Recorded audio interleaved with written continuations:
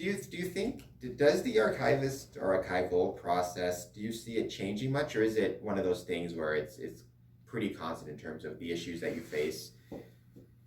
You know, I think the big change would be, or it's changing. Now, I've so far been lucky not to have to deal with it, but electronic records are still an issue and how to preserve them. I still don't get the sense in a lot of respects that we know how to preserve them for long term. How to make those ones and zeros on a memory stick somewhere be readable 100, 200, 300 years down the road. I never thought of that. That's really cool. That's the fear that a lot of this information will eventually get lost over time, because you have to remember we're here to preserve documents, the information in perpetuity with electronic records, because there's a constant change in terms of hardware and software. Where are we going to be even 50 years down the road, 100 years? Is that material going to be available still to the public? I never thought of that. That's a really cool point. So that's a great fear for the archival community as to what we do with this massive information that's heading our way. So would that mean, for example, like information saved on a USB stick or? Well, any electronic digital information, however it's formatted. There's a lot of information that's on floppy disks. Computers don't try to find a computer to read the floppy disk now. That is really cool. I know that's a neat thing. So how then would that? Yeah, I never how that would work. Let's say somebody brings in, a set of floppy disks, and you're not able to find a computer that would run those anymore. Which I'm sure we're getting to that point. I haven't seen a floppy disk drive in a long time. Would you just preserve them in like the best environment and hope the technology returns, or? Well, or you try to find a service that still can convert those to a more current format. Our computers don't have floppy drives on them anymore, and the newer computers don't even have CD drives or DVD drives on them anymore. So that becomes a problem. So hopefully there's a service out there that can take those old floppy disks, either the 5 1/4 or the 3 1/2, and can still convert those to something that we can read today. We did run across a problem a number of years ago where we got a 3 1/4 or 3 1/2 floppy disk from one of the departments, and it was password protected, and nobody in the department knew what the password was. So we couldn't even though we still had a floppy drive, it was totally useless because we couldn't even open the files in it. That's such an interesting problem. I never would have thought of that. Yeah, because now that I think about it, I just think in my own life how many random USB sticks, floppy disks, CDs that I've come across, or I've forgotten what's on them, or password protected. It's interesting because I feel like that is a whole different set of problems. I don't know what the actual problems in terms of like the physical structure, whether a USB stick if preserved, will last longer than say a piece of paper, but the actual problem of getting to what's ever in there is such a bigger challenge. Yeah, well, I feel like it's like the reverse problem. Paper, it's maybe hard to store, especially if you got a lot of it. But easy to access. Paper's it's volume, right? It's the expensive volume. It takes up a lot of space. We basically know how to preserve paper. So that's not an issue. The issue is space and the cost of storing paper. The opposite with electronic records is there's so much of it because storage costs so little. So you get a lot of volume of information, and then the constant change and evolution of the way to retrieve that information. Through in the last 25 years, we've gone from 5 1/4 floppy drive to a storage flash drive. 25 years, that's nothing. Do you have any thoughts on like possible solutions? Should there be some type of is there regulation in place right now governing some of this stuff, like requiring city offices to? I'm not aware of the city saying. My argument right now for anybody, if it has to be kept in perpetuity, like council minutes or any other document that needs to be kept by law, I would say print them out on paper. And preferably acid-free paper, but I mean, paper better anyways, because we know, again, we know how to preserve it. And I mean, the other thing is it takes very little to read paper. To read a document on a computer, on your cell phone or on whatever, there's a lot of technology that goes into allowing you to do that, right? I mean, just beyond the technology of the program, the technology of the computer, the cell phone, you need electricity. So you need the support structure of that as well. There isn't much that you need to support reading a paper document. We've been making paper for centuries. We've been making ink for centuries. All you need is natural light to read a paper document. So it's very simple. So where it gets very complex when you digitize something. Yeah, I'm just wondering.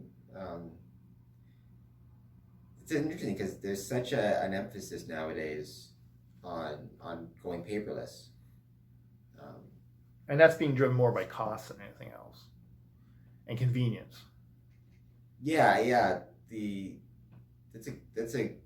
I'm just thinking about it now. I never thought about this aspect of it before. Yeah, so the paperless craze is definitely there's a cost to it. There's a convenience of not having to print things out. To ask kind of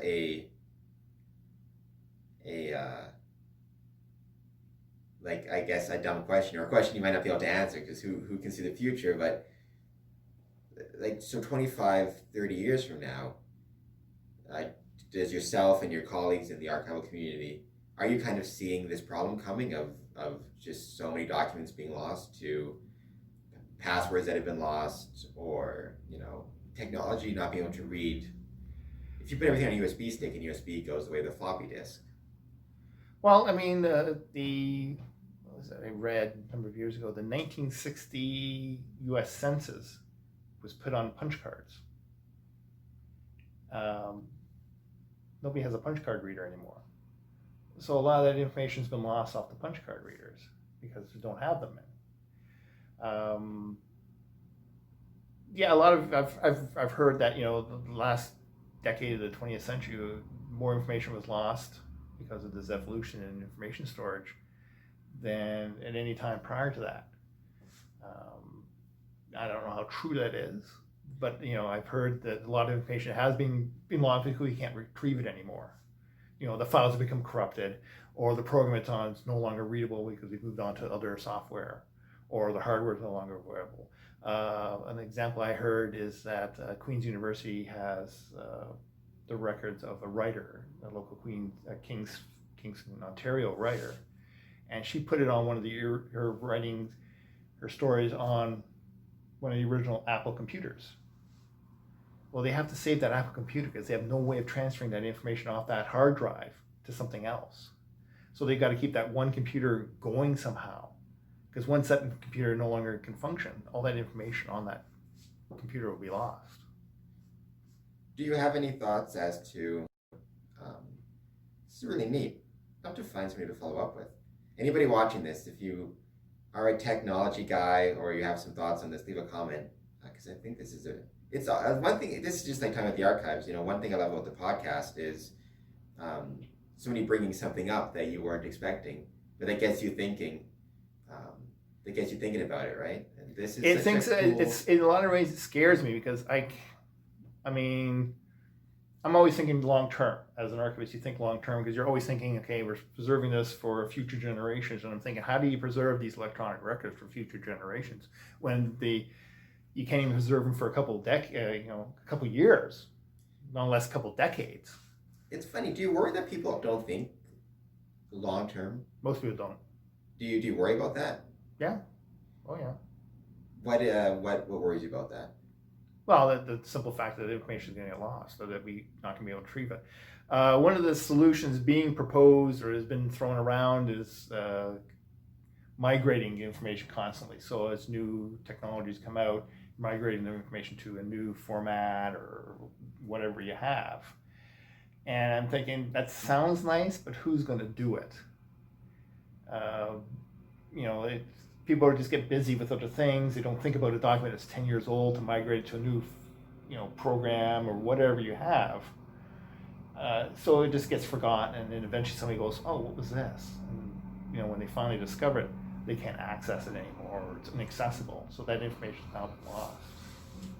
The thinking long term, I think, is something you would have. Being an archivist, you're always going to be thinking long term, and it's something I've tried to do.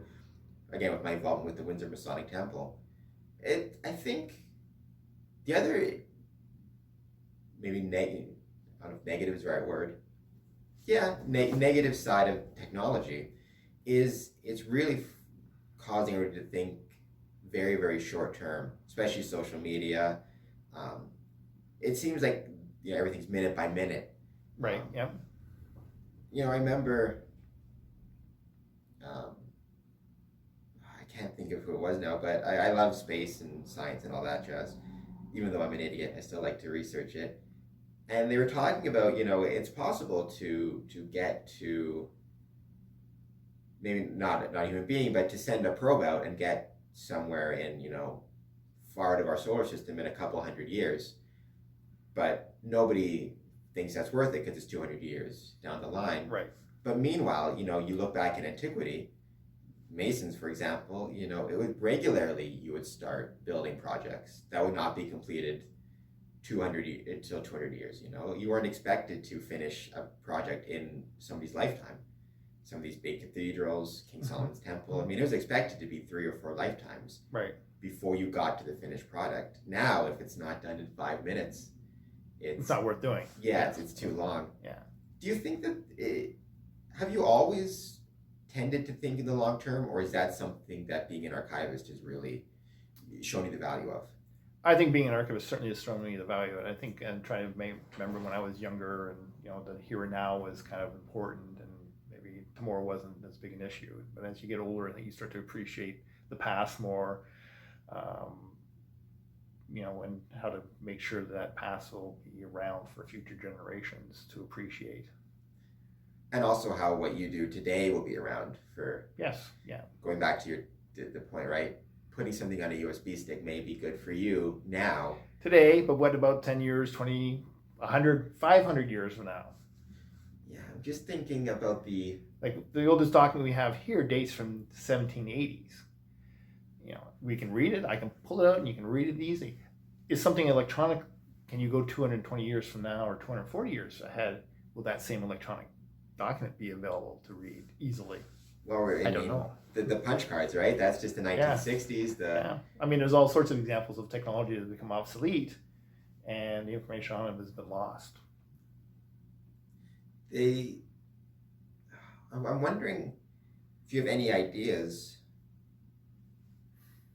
because there is the paperless, quote unquote paperless craze. Obviously, that is a convenient thing. It's a convenience thing. It's a cost thing, right? It's also, I'm sure some are doing it out of the goodness of their, a desire for the environment, for environmental concerns, if they're worried about excessive printing of paper. And I know I've worked in offices where I've been worried as to the amount of paper that we're using. But how do we? Do you have any thoughts about where the balance is? How you can be cognizant of those things, but also cognizant of the need to preserve these for the future? Even something like smaller fonts, or I don't know, something so you can use less paper. Is there an environmental damage if it's something you're going to preserve for future generations? You're not throwing it into the garbage or something like that. It's going to be preserved, put away, stored correctly. I'm not sure computers are as green as people want to make them out to be. There's all sorts of e-waste out there that's being dumped on developing countries. I don't want to go down that road. I think it's a cool road to go down. I don't think it's as green as a lot of. It drives me nuts because people say, "Oh, it's greener," and I'm thinking, if you really start looking at it, it isn't. And those computers and those server farms use up a lot of electricity. And I've read that the internet accounts for 10% of all CO2 emissions worldwide. So it kind of I have a bit of an issue when people say, we're going electronic because it's greener, and I'm thinking, well, I'm not quite sure I buy that argument as much. And there must be ways to, even something as simple as like printing double-sided. There's ways to mitigate it if the concern. Well, I mean, there's certainly, you don't need to print everything out. If it's an ephemeral item that's, you're looking at it and then that's the end of it, you really need to print that out. But I mean, things like minutes of a business meeting or council minutes, or things that you're going to preserve and need to be kept because legally you have to keep them. That to me makes sense in printing those out and storing them correctly and all that, because you're going to keep those. But it's something you're not going to keep for very long. Yeah, I don't see the point in the value of maybe printing that out just because you want a hard copy for a day and you throw it in the recycle bin tomorrow kind of thing. Thinking of the Windsor Masonic Temple again. We our first.